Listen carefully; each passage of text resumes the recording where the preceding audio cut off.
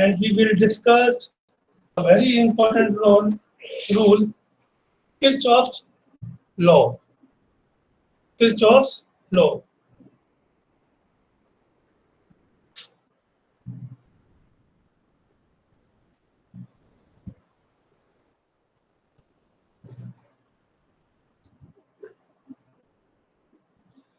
Yes, बच्चों, very important law है. This is called Kirchhoff's law. Okay? बच्चों ध्यान देना, ये बहुत ही सिंपल है सिर्फ देखने में, लेकिन इसकी जो एप्लीकेशंस जब आएंगी वो थोड़ा सा आपको, बहुत ज्यादा नहीं लेकिन थोड़ा सा आपको वो करेंगे, पसंद करेंगे. सो इसमें दो लॉ हैं किरचॉफ्स लॉ में. पहले डाली हेडिंग फर्स्ट लॉ.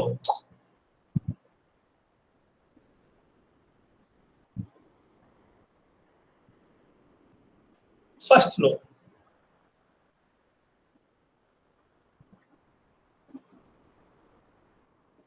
अब कहने को ये बहुत ही सिंपल सा लॉ है. ये क्या कहते हैं कि एट एनी जंक्शन और at any point, current which enter into the junction always equal to the current which leave from the junction. मतलब जितना करंट जंक्शन पर पहुंचता है उतना ही बाहर निकलता है. सपोज ये एक जंक्शन है, पॉइंट दिया हम लोगों ने, और मैंने कहा 1 2 3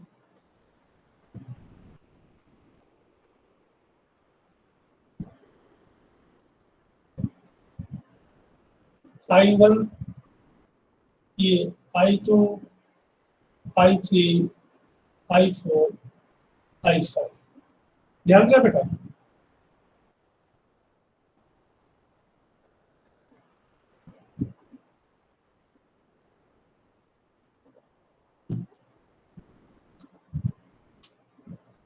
तो इस क्वेश्चन के हिसाब से आंसर मालूम क्या है? ये कह रहा है कि incoming current is equal to outgoing current इस जंक्शन पर. आप देख सकते हैं, या इसका सिंपल तरीका ये होता है कि at any junction the sum of current is always 0. यानी कि the algebraic sum of current is 0 at any junction. किसी भी जंक्शन पर जो करंट होता है वो हमेशा 0 होता है. इसको और समझिए और सिंपल तरीके से कि जब हम ये कहते हैं कि यहाँ पर करंट 0 है, इसका मतलब ये है कि ना तो यहाँ पर कोई करंट प्रोड्यूस हो रहा है और ना ही कोई यहाँ पे करंट डिस्ट्रॉय हो रहा है. जितना आ रहा है उतना ही आगे जा रहा है. So this is the basic meaning of this law. Very simple. आप लोग इसमें क्या है, तो होता ही है, जो आएगा वो जाएगा. लेकिन अभी इसके मायने आगे मिलेंगे अपने को. तो बेटा लिखिए जरा, एक दो लाइन लिखिए इसके बारे में. The algebraic some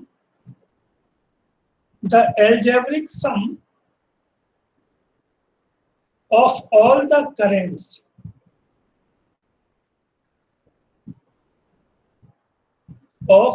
currents meeting at a junction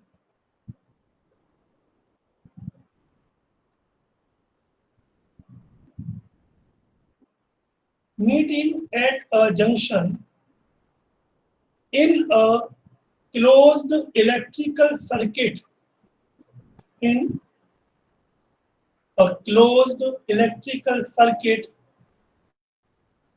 is 0.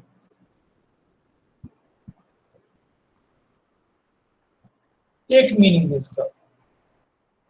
और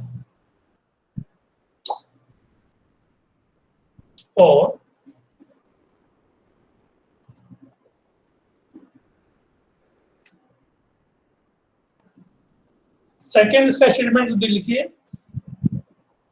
the sum of all the currents, the sum of all the currents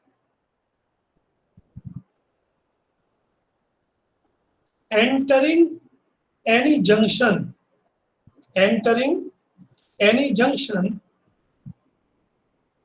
must be equal to the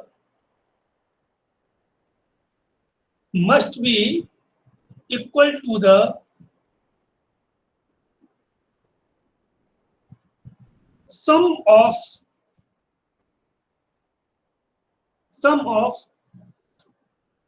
all the currents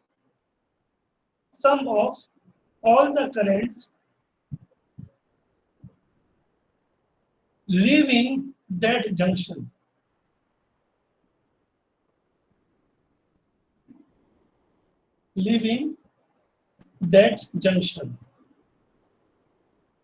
That is ये लिखना इसके बाद।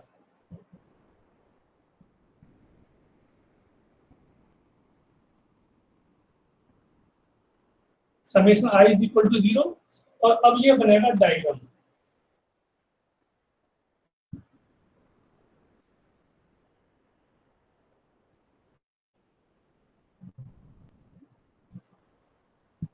I1, I2, I3, I4, I5 लिए हैं, इसमें से मैं दिख रहा हूँ कि I1, I5 जा रहे हैं इसकी तरफ और I2, I3, I4 जा रहे हैं बाहर की तरफ।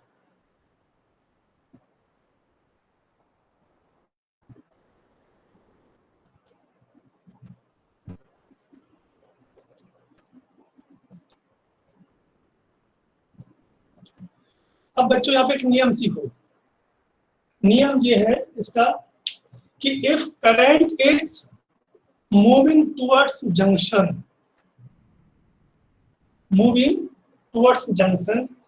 we take as a positive and current leaving the junction take as a negative। ये रूल है, इसका फिक्स नियम है, याद कर लो हमेशा के लिए।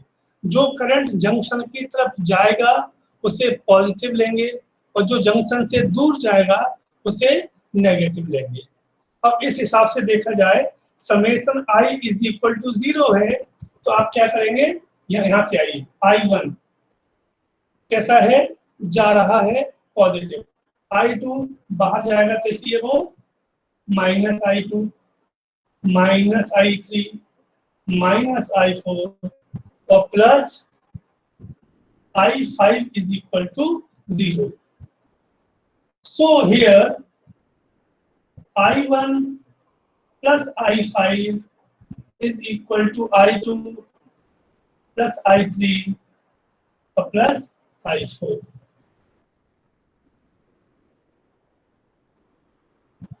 बच्चों मैंने आपको दो स्टेटमेंट लिखवाए हैं और करके, तो ये देखो, ये लिखा है पहला स्टेटमेंट समेशन I इज 0 और ये लिखा हुआ है दूसरा स्टेटमेंट। मीनिंग एक ही है उसका। टेकिंग करंट कौन सा पॉजिटिव है कौन सा नेगेटिव है, it will be depend on the direction of current. तो जिस जंक्शन पर हमें कैलकुलेशन करना है, अभी आपको अभी एग्जांपल आएंगे सामने कि हम कोई पॉइंट पकड़ेंगे, बताओ यहाँ पे क्या है, तो जो करंट जंक्शन की तरफ जाएगा उससे हम लेंगे नेगेटिव, सॉरी उससे लेंगे पॉजिटिव, और जो जंक्शन से दूर जाएगा उसे हम लेंगे नेगेटिव।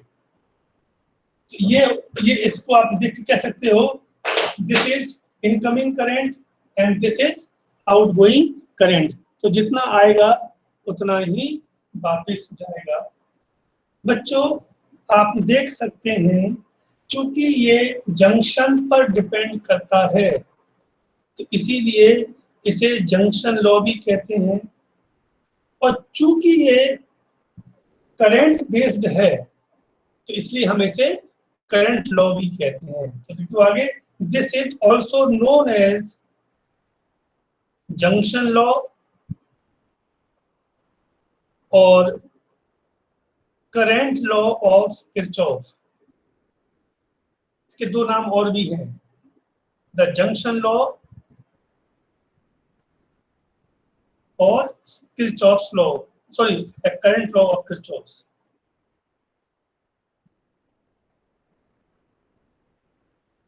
चलो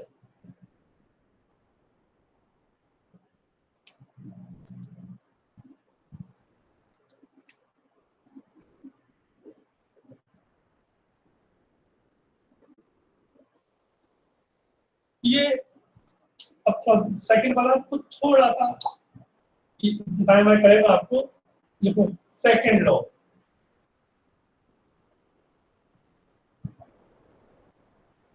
किरचॉफ के दो नियम हैं।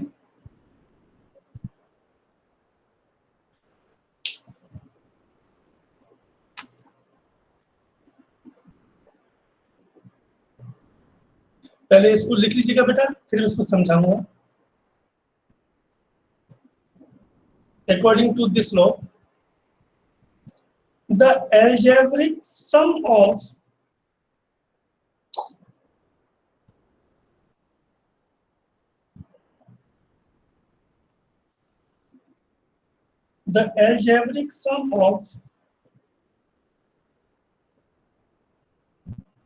all voltages कर देना,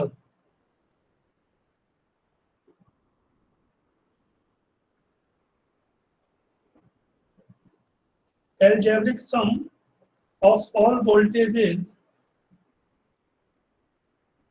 is equal to the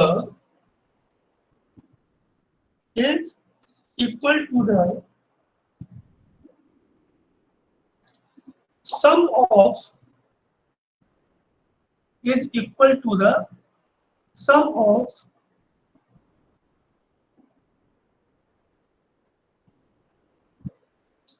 of product of current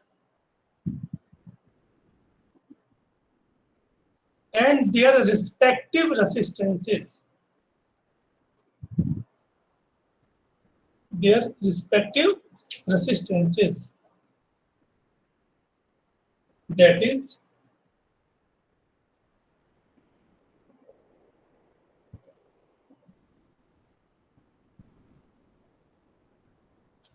That is summation E is equal to summation IR.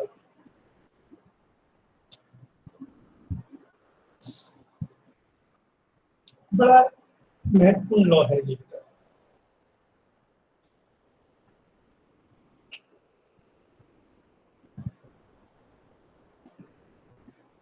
बेटा आपने बेटा लास्ट लाइन बोलना, मैंने क्या लिखा है,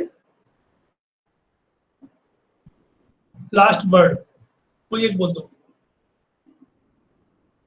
respective resistances. हाँ, रिस्पेक्टिव रेसिस्टेंस इन क्लोज्ड लूप, ये वर्ड में भूल गया, sorry, in closed loop, in closed loop.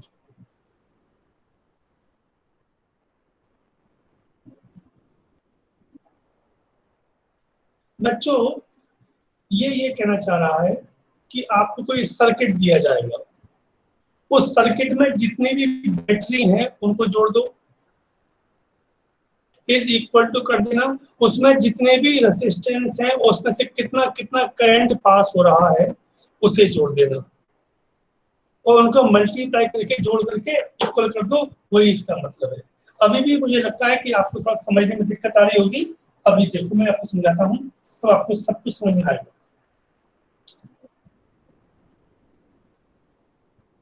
For example ये मानो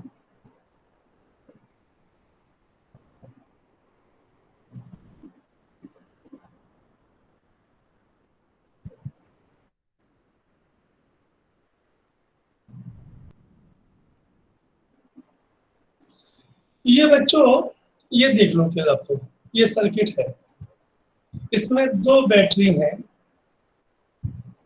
E1 E2, इसमें तीन रेसिस्टेंस हैं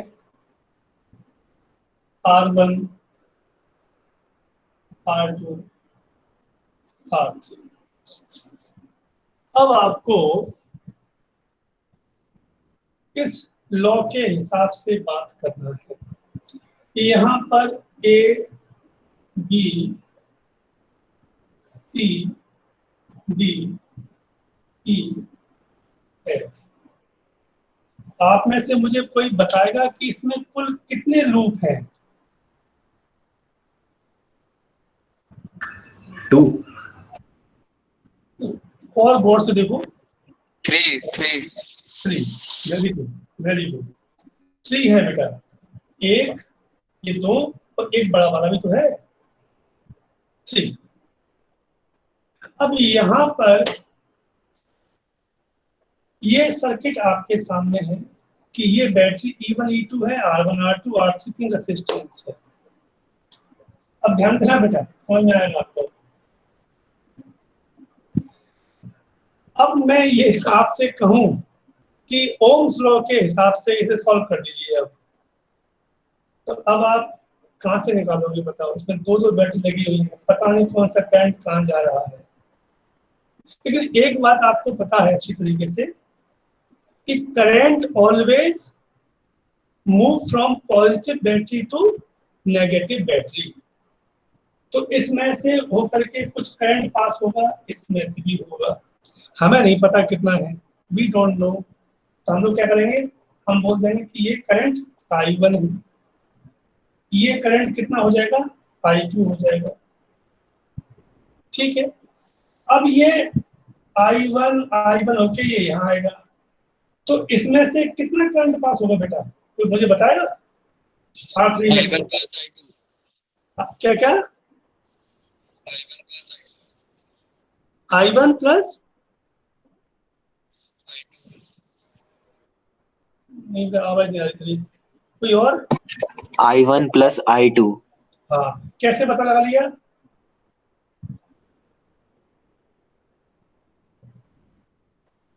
क्रिश्चियन सर वो एब्स्ट्रैक्शन पे मिल रहा है ना सर, तो फिर मिलकर वो ना ना देखो, यही बेटा, अब आपको साइंस के स्टूडेंट की तरह बोलना है। अभी हाल ही हमने फर्स्ट लॉ पढ़ा हुआ है। यहाँ देखो, ये क्या बन गया, जंक्शन बन गया। जंक्शन क्या कहता है, incoming current is equal to outgoing current.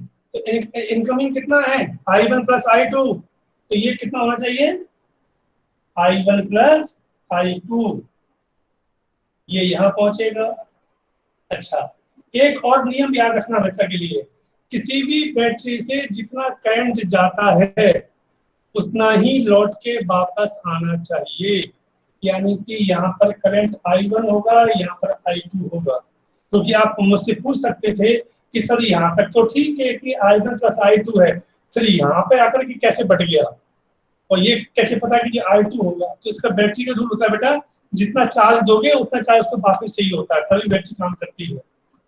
ये सर्किट बनके हो गया तैयार।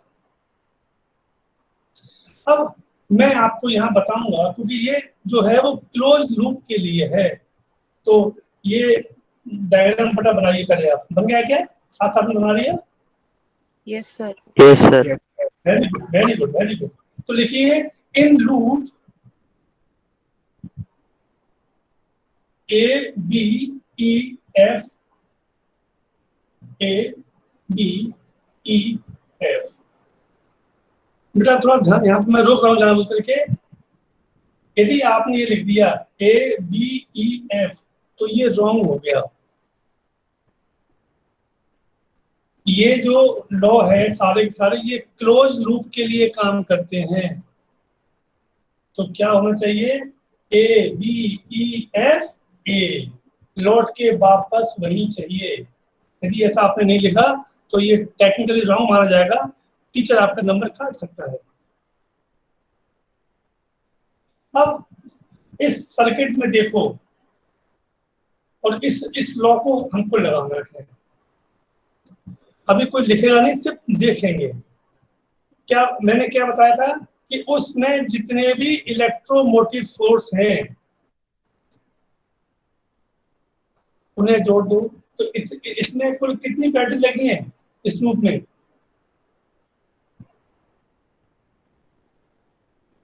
बताइए? सर 2 लगी है, तो बस E1 प्लस E2। अब से क्या कहा मैंने, current and their respective resistance. तो I1 इंटू R1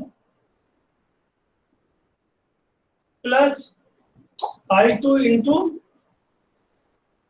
R2 कोई लिखेगा नहीं बेटा अभी।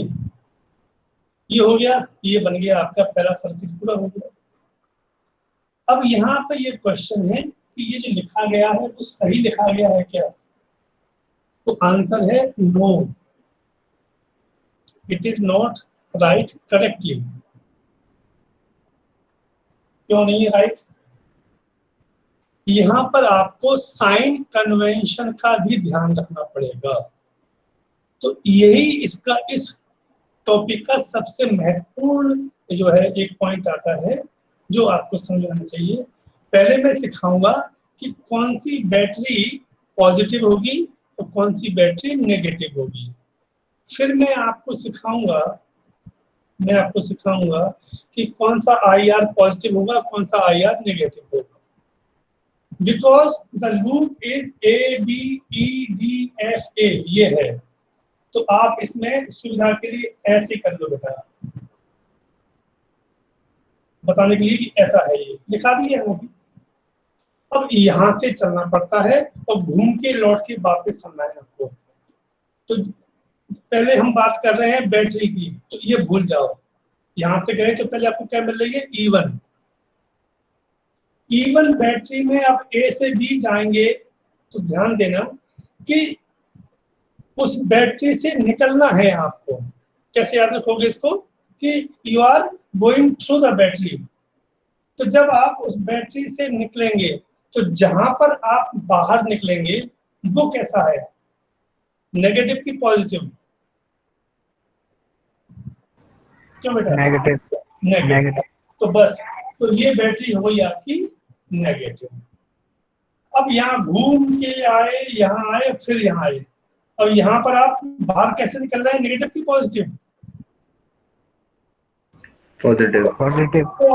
तो ये हो गया पॉजिटिव। वेरी गुड, बस ये नियम है। अब यदि इसमें कोई और भी बैटरी होती तो उसी हिसाब से, बस जो आपने प्लान किया है वहां से चलो। पहले बैटरी में गए तो बाहर जब निकलते हैं हम लोग तो बाहर कौन सा साइन है? मैंने आप नेगेटिव टर्मिनल तो बाहर निकल रहे हो कि पॉजिटिव पर? इफ नेगेटिव तो नेगेटिव और पॉजिटिव तो पॉजिटिव। ओके, फर्स्ट ये नियम हो गया। अब जिसे लिखा हो गया, अब यहाँ आ जाओ। इसका एक नियम ये होता है कि आप ऐसे ही चलें, फिर से चलेंगे। अब भूल जाओ बैटरियों को, अब बात करेंगे इसकी। तो जब आपने जो पाथ चूज किया हुआ है ये वाला, तो यदि आपकी दिशा और करंट की दिशा दोनों सेम है तो होगा पॉजिटिव, और आपका चॉइस ऑफ पाथ और उसका अपोजिट हो जाता है तो हो जाएगा नेगेटिव। जैसे कि आप यहां से यहां जा रहे हैं तो आपकी दिशा और करंट की दिशा सेम है क्या?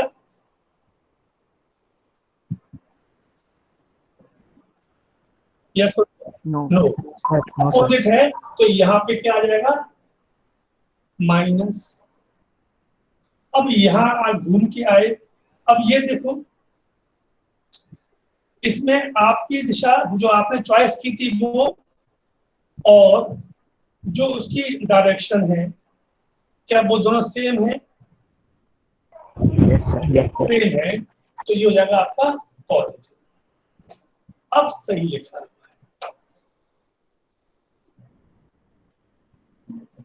इक्वेशन नंबर 1 हो गई। अब आप इसको लिख सकते हैं, अभी मैं और समझ में आएगा धीमे धीमे। -E1 plus E2 is equal to -I1 R1 plus I2 R2। अब यहाँ पर आयुष ये पूछ सकता है मुझसे कि सर हम ABEFA ही क्यों लें? हम नहीं ले रहे, हम तो AFEBA लेंगे। हम तो AFEBA लेंगे। ले लो, मैं इसको यहाँ पे अलग से लिख देता हूँ, AFEBA। आप देखेंगे तब भी आंसर सेम ही आएगा। इसका मतलब ये है कि आपकी मर्जी है, आप जो भी पाथ ले सकते हैं। अब आपने ये पाथ लिया, कैसा? अब आप चूंकि आपने पाथ ए एफ दिया है, अब आपको ऐसे घूमना पड़ेगा। तो अब पहले हम बात करेंगे बैटरी की। यहां से गए तो मेरे E2 कैसी होगी, पॉजिटिव की negative? Negative. Very minus E2। E1 कैसा होगा? पॉजिटिव। लो प्लस और पॉजिटिव, दो ही बैटरी है, काम खत्म हो गया। फिर लौट के जाओ, अब आ जाओ यहाँ पर I2 R2 कैसा होगा, नेगेटिव की पॉजिटिव? नेगेटिव। क्यों? क्योंकि आपका पास वो I1 R1 साफ है, पॉजिटिव होगा। इन दोनों में कोई अंतर है क्या, या सेम है? सर उधर I1 R1 था, इधर I2 R2 है, नेगेटिव। I1 R1 पॉजिटिव आएंगे ऊपर वाले में, इन दोनों में कोई अंतर है क्या? यस सर, उसमें सर इधर पॉजिटिव है उधर नेगेटिव है। अरे यार, और ध्यान से देख यार। सर नेट 0 ही होगा ना तब भी। ना ना ना, वो ठीक है, इन दोनों में कोई अंतर है क्या? मैं इसमें पूरे सर नहीं है सर। माइनस का नहीं है सर। माइनस से मैंने उसमें कर दिया, मल्टीप्लाई कर दिया, तो ये हो गया आपका प्लस, ये हो गया आपका माइनस, ये माइनस, ये हो गया प्लस। लो भाई, वही पहुंच गया, लौट गया। देखा है ना? Yes sir. हाँ, तो इसलिए यहाँ पर अब ये बात को समझ में आ गई कि ये मत कहना कि सर आपने ऐसे ही क्यों लिया था। अब मैं एक दूसरा लूप लेता हूं, इन लूप, अब मैं लूप को उल्टा लूंगा जानबूझकर, जिससे कि आपको लगेगा हाँ ये भी है, F D C E F, F D C E F. हाँ जी, ये लगाना है लॉ। तो मुझे कौन बताएगा? श्रेयस बताओ, चलो इसमें कैसे बनेगी इक्वेशन?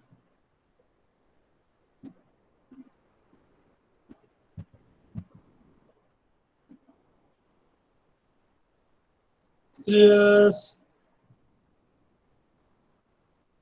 Are you there?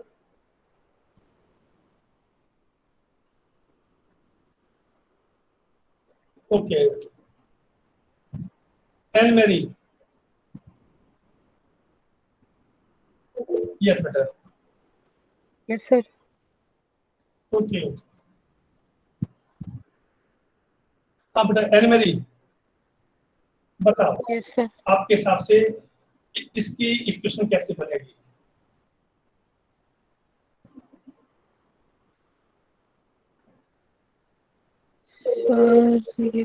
पहले ई बताइए, फिर सर नहीं पता। नहीं पता, कोई बात नहीं, चलिए। सर मैं बताऊं? कौन? आमिर। आमिर, हाँ बेटा बताओ। Sir E2 equal to I2 R2 plus I2 R। आराम से मैं तो हाँ, कितना कितना? E2 हाँ yes sir equals to I2 R2 plus I2 R3 plus I2 R3। Yes sir. Sir I1 plus I2 R3 होना चाहिए ना? Yes sir. हाँ बेटा राजा, आप सही बोला है। तो E2 is equal to I2 R2 plus I1 plus I2 into R3। क्या किया आपने इसमें? ध्यान दो, पहले मैंने आपसे कहा था कि पहले E देखते हैं और उसके बाद IR। तो इसमें चूंकि एक ही बैटरी है, तो आप यहां से घूमते हुए गए, नेगेटिव से पॉजिटिव जा रहे हो, दैट मीन्स पॉजिटिव, काम खत्म हो गया। अब अरे यहाँ पर जाइएगा, तो ऐसे आ रहे हो तो I2 R2 और आपका जो पाथ सेम है तो positive, I1 plus I2 into R3, not I2 बेटा, I1 प्लस I2 R3। ये आपकी इक्वेशन थर्ड हो गई, सॉरी सेकंड। अब तीसरा और उससे भी महत्वपूर्ण, अब चाहे तो आप इसको ले सकते हो। अच्छा, मान लो कि अभी आगे जाके आपको मिलेगा कि कोई ऐसा लूप है इसमें कोई बैटरी नहीं है, तो क्या करोगे? सर ई नहीं रहेगा। नहीं तो फिर क्या करोगे, इक्वेशन कैसे बनाओगे? सर ई को हटा देंगे। खाली हटाएगा तो कैसे हटा दोगे, लॉ में तो रहेगा वो। जीरो हो जाएगा। यस, सिंपल सी बात है बेटा। यदि उस मैं जो लूप आपने लिया है उस लूप में ऐसा होगा, भी आगे जाके होगा कि उसमें 5-6 लूप बन रहे हैं और किसी लूप में मान लो नहीं है, बैटरी नहीं है, तो उसमें हम उसको 0 मानेंगे। कितना मानेंगे? 0। अब यहाँ पर ये समझने का प्रयास करो, ये लिख लीजिए बेटा। अब इसके आगे लिखो बेटा, this law is also called loop law. Loop law, this law is also called loop law और वोल्टेज लॉ। लूप लॉ और वोल्टेज लॉ।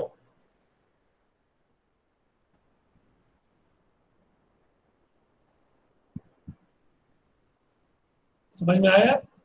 ध्यान देना बेटा, पहले वाले में उसको जंक्शन लॉ कहते हैं और करंट लॉ, क्योंकि वहां पर जंक्शन इंपॉर्टेंस है, जंक्शन इंपॉर्टेंट है और करंट बेस्ड है वहां पर। इसमें लूप बेस्ड है और वोल्टेज, क्योंकि ये भी वोल्टेज लिखा हुआ है बेटा और ये भी वोल्टेज लिखा हुआ है। I × R क्या होता है? वोल्टेज होता है। तो इसकी जो बेसिक की है वो वोल्टेज है और लूप है, पहले वाले का जंक्शन है और लूप लॉ है। अब यहाँ पर ये देखो सर।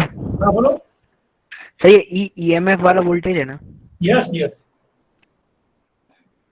कभी कभी ई होगा, कभी कभी वो भी हो जाएगा, वो दोनों चलेंगे, मैं आपको बताऊंगा अभी आगे। अब ध्यान देना बेटा, अब आप कहोगे सर ये हमें क्यों पढ़ा रहे हो, इसमें हमको हमें इसमें क्या पढ़ना है? अब मैं आपको यहाँ पर फंसाता हूँ। मैं यदि ये बोल दूं, ध्यान देना बेटा, कि इस बैटरी का वोल्टेज 5 वोल्ट की बैटरी है ये वाली, तो ये 2 वोल्ट की बैटरी है, ध्यान देना। और मैंने कह दिया ये 3 ओम है, ये 6 ओम है और ये मान लो 5 ओम है, ठीक है। 2 बैटरी लगा दी आपने, एक 5 वोल्ट की बैटरी है, एक 2 वोल्ट की बैटरी लगी है 2 वोल्ट की, और 3, 6 और 5 ओम की 3 लगे रेजिस्टेंस। अब मैंने आपसे ये बोल दिया, बताओ इसमें से कितना करंट पास होगा, इसमें से कितना करंट पास होगा, इसमें से कितना करंट पास होगा। अब निकालो ओम्स लॉ से, पूरी जिंदगी निकल जाएगी, निकाल नहीं पाओगे। क्यों? क्योंकि अब आपको पता नहीं पड़ रहा ना कि कौन सा रेजिस्टेंस किसके सीरीज में है, किसके पैरेलल में, फिर बैटरी भी 2 लगी हैं। अब ये देखो, ये बैटरी का भी नहीं पता पड़ रहा कि ये कैसी है, कि ये सीरीज में है कि पैरेलल में है। तो इस प्रकार के जो कॉम्प्लिकेटेड सर्किट जो होते हैं उनमें ओम्स लॉ पूर्ण रूप से फेल हो गया था, तब ये किरचॉफ्स लॉ बनाया गया। तो ये मैंने अभी सिर्फ आपको बताया कि फर्स्ट लॉ और सेकंड लॉ क्या होता है। अब अभी मैं जो नेक्स्ट क्लास लेने वाला हूँ उसमें हम किरचॉफ्स लॉ के जो इसके एप्लीकेशंस पे जाएंगे। पहले कुछ इजी करेंगे, फिर थोड़ा सा टफ में जाएंगे, फिर और टफ में जाएंगे, उसको आगे बढ़ाएंगे, ठीक है ना। तो ये है, बाकी अभी हम लोग थोड़े से पढ़ रहे हैं। जो बेटा आपसे मैंने कहा था उससे थोड़ा बात कीजिएगा मम्मी पापा से, यदि उनमें से कोई भी एक एग्री हो जाए किसी बच्चे के, तो मुझे अभी आप बता दीजिएगा। Thank you.